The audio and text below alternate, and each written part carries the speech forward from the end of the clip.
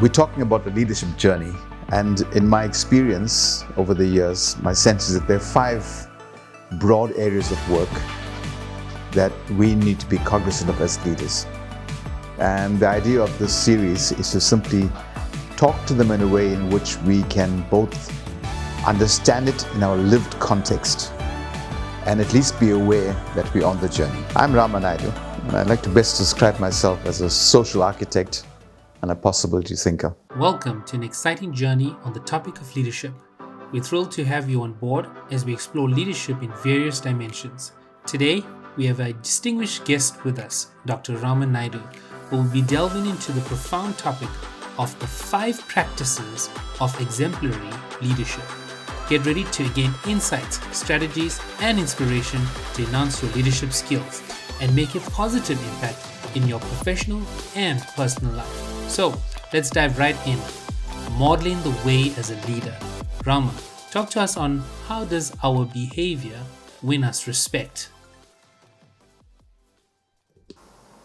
Yeah, and thanks, Theo.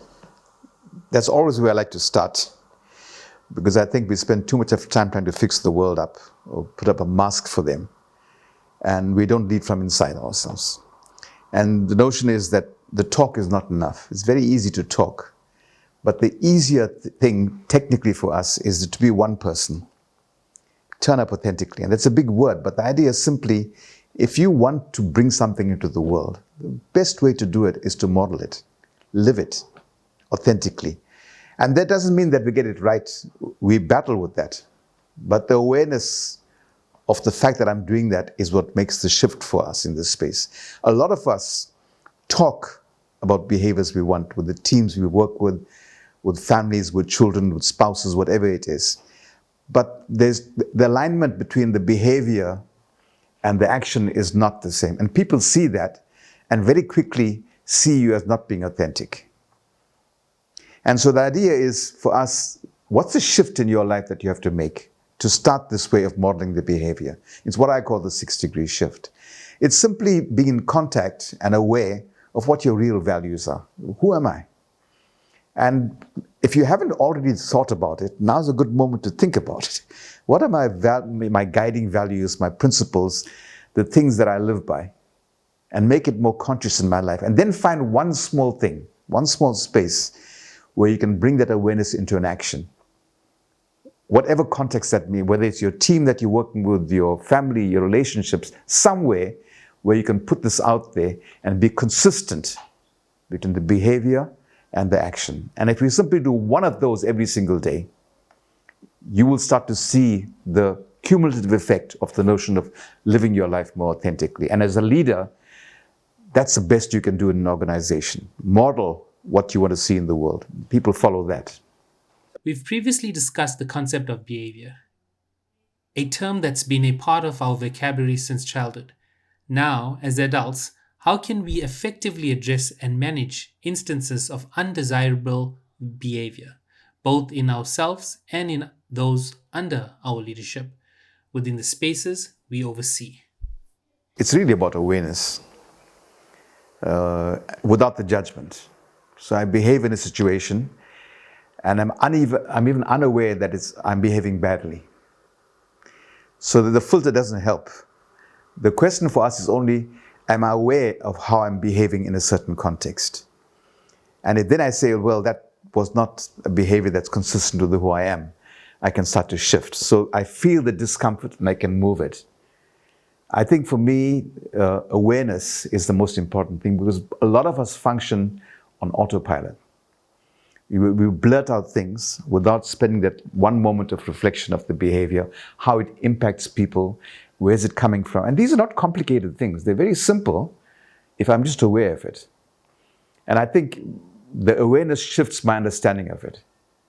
The problem happens when I'm not aware of it. I don't care how it lands. I'm using my positional power. I'm the boss here. I'm the father. I'll tell you what to do. And then the implications for that are far more serious in that relationship. So I think the starting point of understanding your behavior is to be able to recognize when it takes place, your awareness of it, and saying, whoa, that didn't work for me. I want to shift that.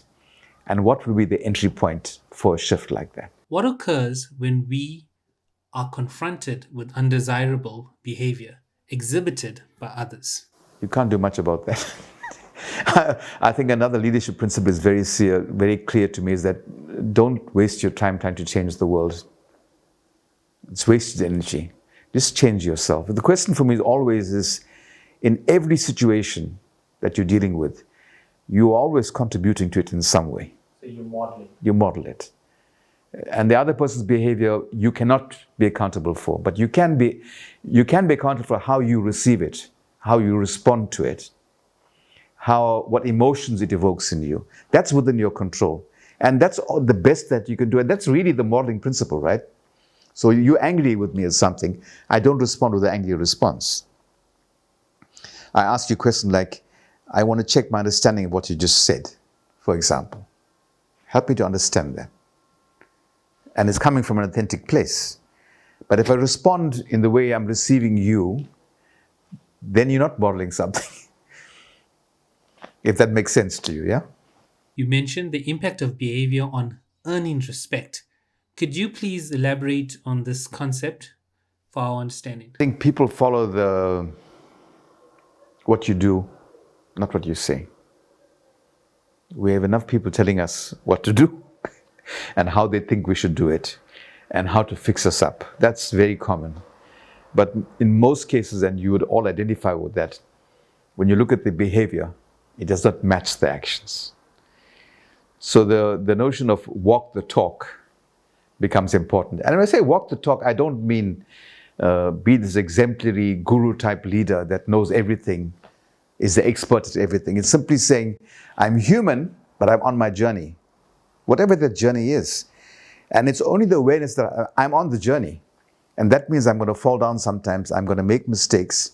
I cannot judge myself so harshly. But I can say with conviction, I'm on the journey. And that has to be good enough, because it's really not for the other person. It's for you, right? The more fully you're able to turn up in the world for yourself and knowing who you are, the better you're able to impact other people who are within your sphere of influence. Because you don't have to talk anymore. They see you pick up that piece of paper. They see you working with the team. And that's what earns you the respect. It's not the great talk, the rehearsed speech. That's fine, and people will be polite and they'll clap for you and do all the right things. But actually, the real work is how you turn up day after day. So here's a question for you. How do you turn up in spaces where you are in a position of leadership? Whatever that context is. And it might seem like an odd question, because we just turn up. But the notion is that as a leader, we have to consciously turn up in a space so that we can be of service to the people that we're working with. It's not about you and ego. It's about your best value that you can add to the group. For me, the question is always about taking a minute or two before I enter the space to be conscious of what I want to achieve. That I'm conscious of that I'm working with people who might have fears, who are unsure, who might have doubts, and are looking to me for answers, for questions, for guidance. And how I do that in the room is my level of consciousness. Do I do it in such a way that I talk down to people? Am I conscious about the co-creation? Am I conscious about letting all voices be heard in this space? Do I have the destination already in view of what I want to achieve, and I'm manipulating people? So those questions might seem like big questions, but it takes a minute just to bring to your awareness, before I enter this room, I'm entering in service of this organization, of this group of people, around this possibility, around this question. And I want to have the following principles in place. I want every person in the room to feel appreciated and heard. I want to be clear about what I'm saying to the people without any sense of ego or position in this space. And I want my words to match my actions. I want to be the first to stand up and even to express my doubts and reservations, what I'm not sure about, so that people begin to own the process. And if I do that every time I enter a room, It's keeping my ego in check and recognizing that to be in a position of leadership is a privilege. We're talking about the leadership journey, and in my experience over the years, my sense is that there are 5 broad areas of work that we need to be cognizant of as leaders. And the idea of this series is to simply talk to them in a way in which we can both understand it in our lived context and at least be aware that we're on the journey.